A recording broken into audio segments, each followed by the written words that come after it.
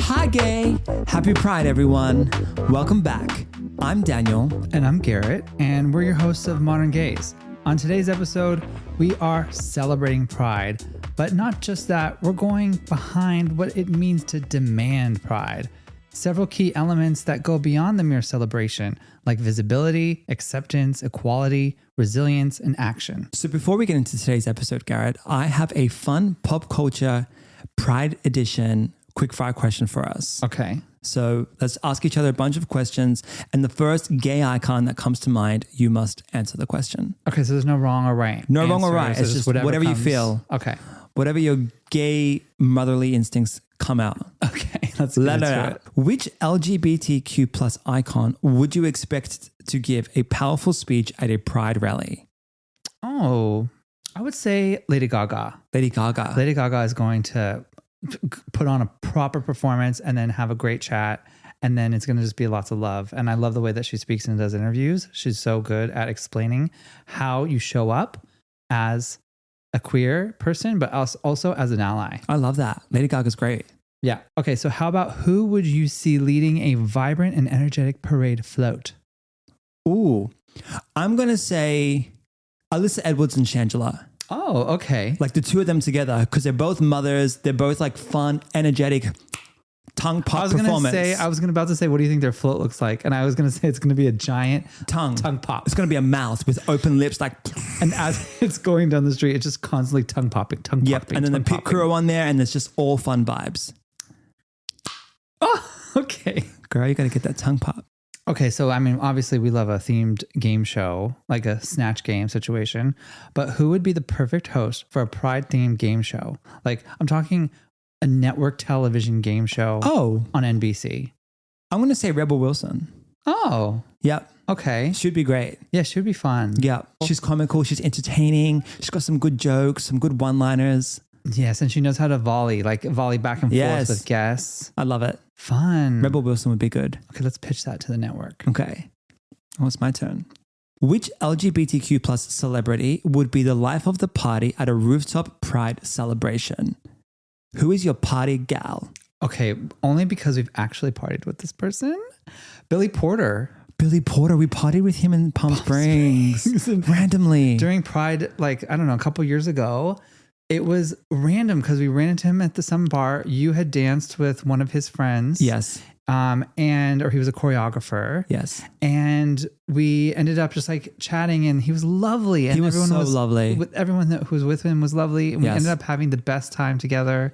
And he actually dances, has a good time, chats with everyone. Yeah, he's a good vibe. Good vibe. We love that. It's going to be Billy Porter. Okay, Billy Porter's a great answer. Before we get started, I just want to say thank you for tuning into another episode of Modern Gaze. We really appreciate it. If you haven't already, please leave a 5-star review on any podcast platform that you may be listening to us on, as well as join the conversation on Instagram and Threads. Hey everyone, it's Daniel and Garet from Modern Gaze. You know how we're all about owning your authentic self, right? Well, we found something that's totally in line with that.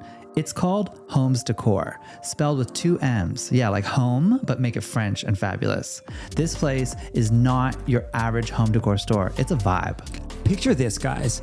Provocative pillows that start conversations, gay vintage art that's like a time machine to the past, and futuristic drag queen portraits that are just iconic. It's all about expressing you. And get this, they're offering free international shipping for orders over $200. Save that money! So you can be fabulous no matter where you are in the world. Oh, and because we love you guys, use the code ModernGaze at checkout for a cheeky 10% off. It's like a high five from us to you. So go ahead, make your space as vibrant as you are. Check out Homes, that's HOMMES, decor.com, and let your home tell your story. Us gays, we just know how to do stuff. Well, what about modern gays? That's easy. Modern gays do everything. So it's Pride. It's Pride. It's Pride, baby. And this Pride season, I'm going to ask you a quick question. What? What are you most prideful for in yourself? I am proud that we have stayed committed to this show Yes. and have communicated like our true feelings and been quite vulnerable. We've been and very open. honest. Yeah. Yeah. Okay, that's good. What about you? I would say that I'm most prideful for owning my gayness, Yeah. because I feel like I struggled with that a lot growing up. And I didn't have the best coming out story, and that was hard on me in finding who I really was. And I feel like I've just recently, like over the last couple of years, have really like been proud to be gay. Yeah. And I can really say that. We're going to have a candid chat about how we show up and I think really honestly feel proud about who we are. Pride is about celebrating, and it's about being visible and going to the parties and being a much more advocate for others and thinking about what our rights are and how we can get more involved and just be as present and as vocal as possible While being a slut. while being a hoe in the streets. While being a slut girl. You ugly bitch. Expressing your sexuality and sensuality and being like really proud and just owning it. Yeah, giving 0 Fs. Exactly. But that's what we want to have in ourselves all the time. That's what I want to have Me too. in my inner monologue that I have in my brain. Like I want to have that kind of energy and strength and power. And there's power in pride. Yep. So how we're going to break down today's chat is talking about visibility, acceptance, equality, resilience, and action. So talking about being visible, Right. I think that I'm still working on it. You think you are? Yeah, I'm still working on being visible. In terms of people seeing your gayness? Yes. I don't think that I always really fully express myself. I feel like I'm always constantly working the volume. What do you mean? I definitely know that my being gay isn't my full identity, right? Right. But it's a part of who I am. You mean you want to show the expression? I want to be much more visible in that part of who I am. I like that. We have a podcast that talks about being gay. We'd have lots of different stories and friends and groups that we support about being gay. Which also, having a podcast when you talk about being gay is quite, Visible. yeah, but also very vulnerable and confronting. I don't feel like I'm repressing anything about me. I don't just think you feel are either. like I like those parts of me that I show to some, but not all. Or you like when you see people that are very visible and very confident, you like those aspects of them and you want to embody that. Yeah. Like sometimes I do see other queer kids out there that are really fucking cool. And I love their energy and I want to have a bit more of that energy for myself. Yeah, okay, I get that. That's fair. I'll help get that out of you. Thank you. I completely relate to that because I feel as though growing up as a gay kid and having shame, we are constantly told to damper ourselves and not show our femininity and not show our real gayness because people are worried about how it's going to be perceived. Yeah. Like when we come out, the first thing that I told my mom was like, I'm not going to change. I'm not going to wear heels. Like that was the first thing I said Like to you my had mom. to reassure the That other. I'm going to still be a man, Right. but I'm gay. Right. I had to validate that. But now you're like, I'm going to put on a wig, I'm going to put on heels. And she fucking loves it. She loves it. She's like, where's Paris at? But I think that took time to... P.S. Paris is my drag name that my mum has given me, just to clear the record. Wait until y'all meet Paris. With the purple rig. But it's a process to find your own sense of self so that you can be visible. And I think that putting in that work over time has helped tremendously for this is how I want to show up and this is how I want you to see me and this is how I'm comfortable being seen. When we got married and when I'm in a relationship, I feel that's a whole nother level of visibility because you're actually showing your love.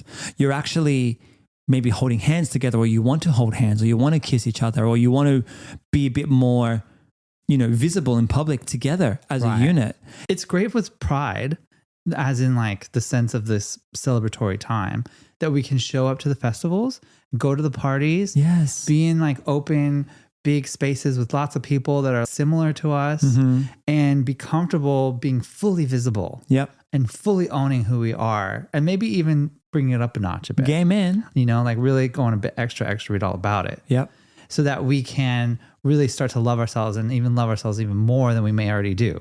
After being seen, the whole point is being accepted. And this is like the second part of our conversation, acceptance. I'm lucky. I was accepted fast. Right. I wasn't. You weren't. I was not. I wasn't accepted for maybe a year or two.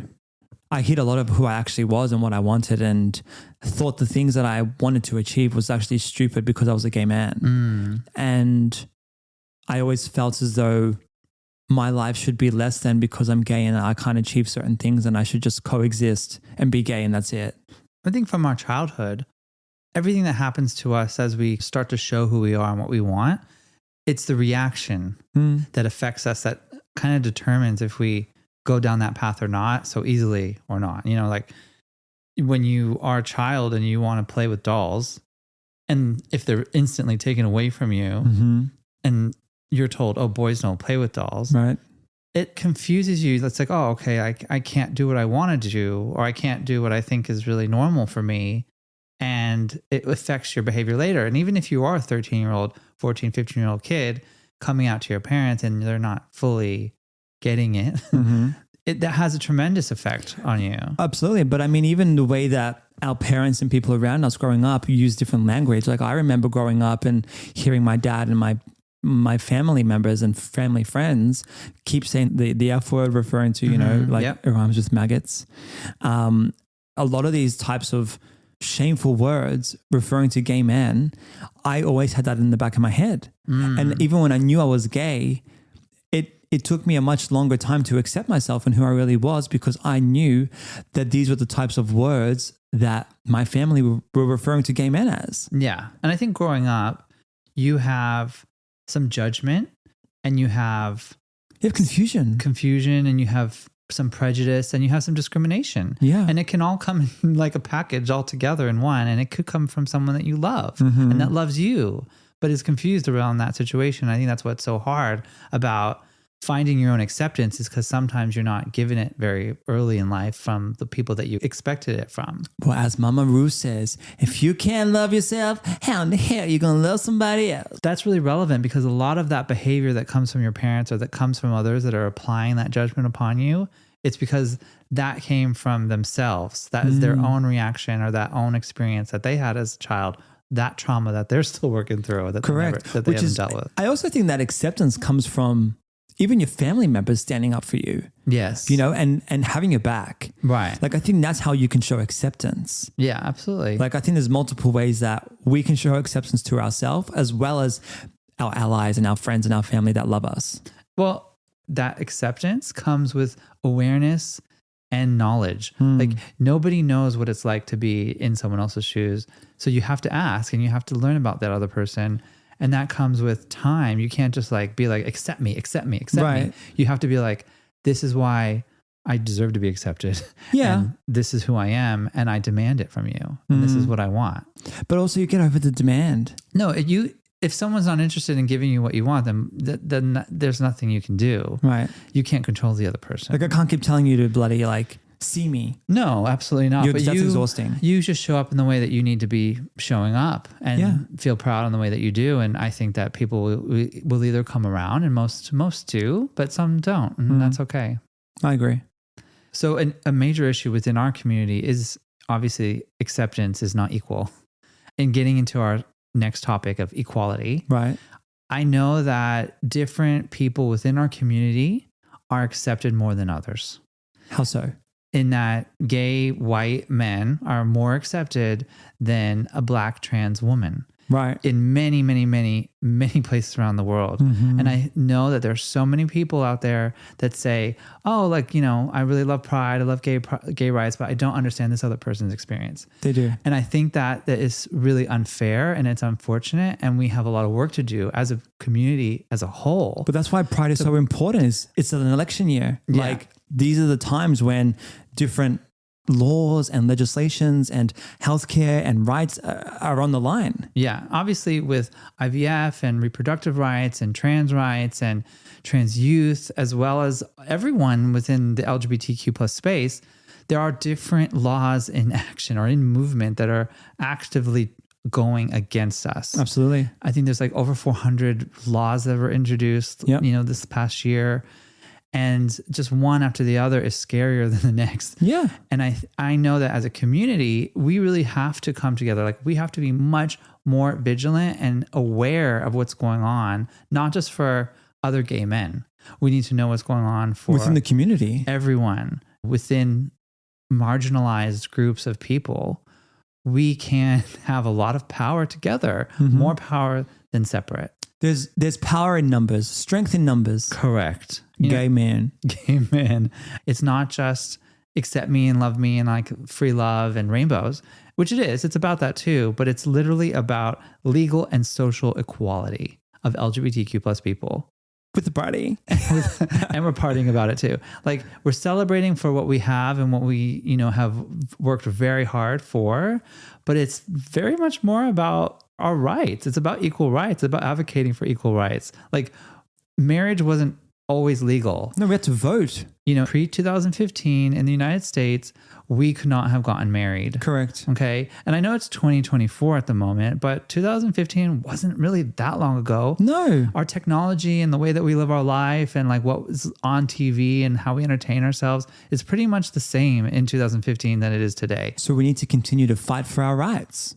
Specifically our marriage rights, our reproductive rights, healthcare rights. You need to know who you're voting for. You need to educate yourself. And I think that it's important for us to really know who represents us. Absolutely. If at the minimum, know who represents you. Correct. And just show up and try locally. Locally and within your region, within your council, within your city. Don't worry about like only trumpet. Think about like what's going on a local level, not just what's going on a national level or a global level. Think about your own community around you. And I'm not thinking like think small. I'm just thinking what's going to have the greatest impact for the person who lives right next to you. Right. Who you can support. But that comes with resilience. It's a lot to like go through all this. You've got to have strength. And resilience is our fourth topic because I know that you have to have a lot of strength, girl.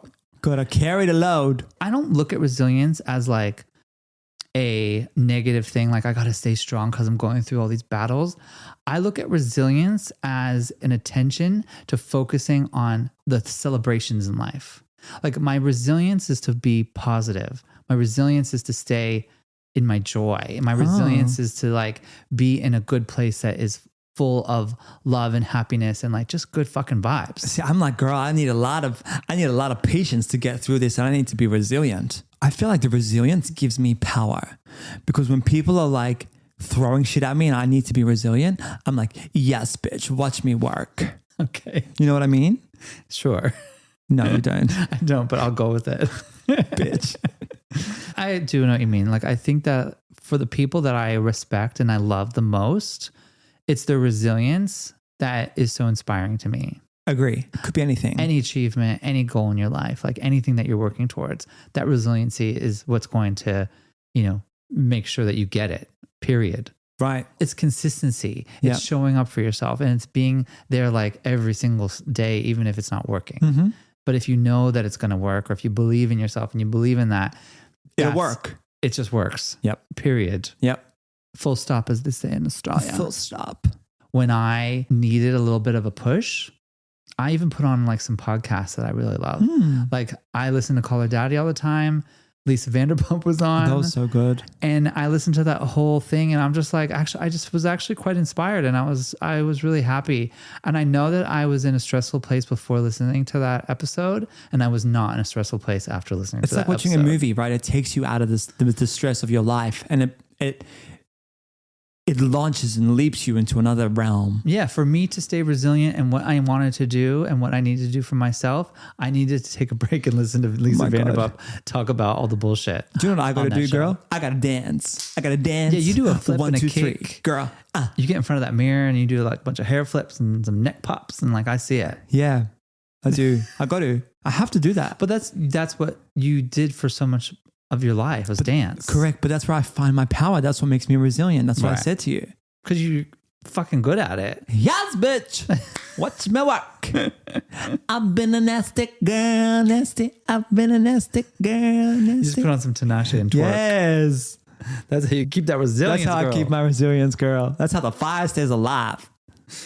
Oh my God. All right. Well, speaking of hitting a 1-2 step, Action. You got to take action. You got to take action. You got to go. Ra-ka-ka-ka-ka. You show up for yourself. You start to be seen. You're Start visible, doing. Be a right? doer. Then you get the acceptance that you want and you need from the people that you respect and love the most. And if they don't, then you find the people that do, right? Then after that, you focus on your equality, making sure that you're surrounded and supported and seen, but also legally protected. Correct.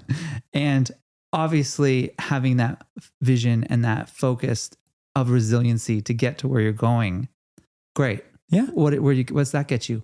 Nothing without action. You got to do.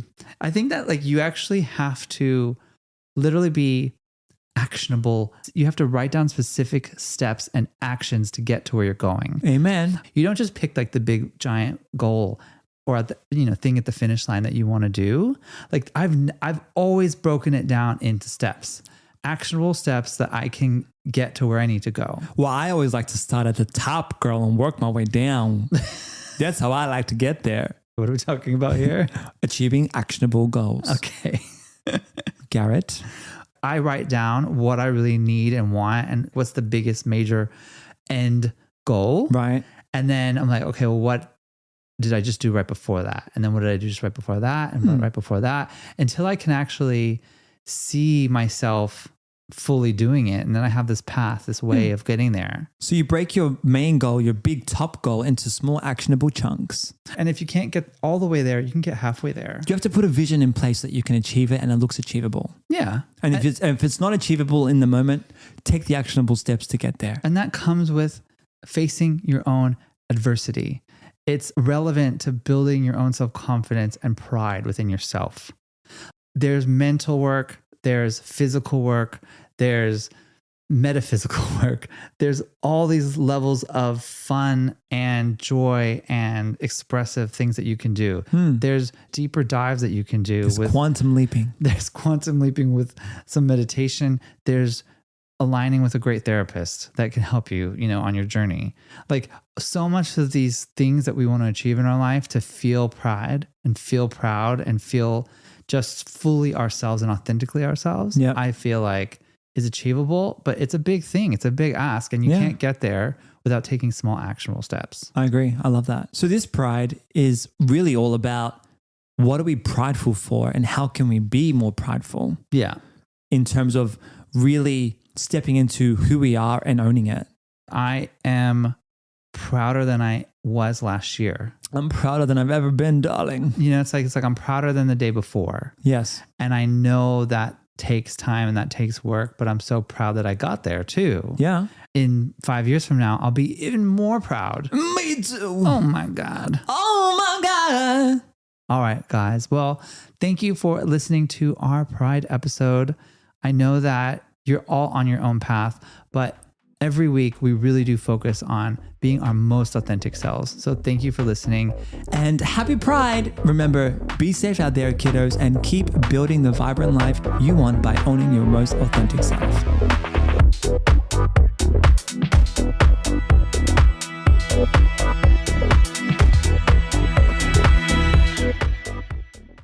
Hey everyone, it's Daniel and Garet from Modern Gaze. You know how we're all about owning your authentic self, right? Well, we found something that's totally in line with that.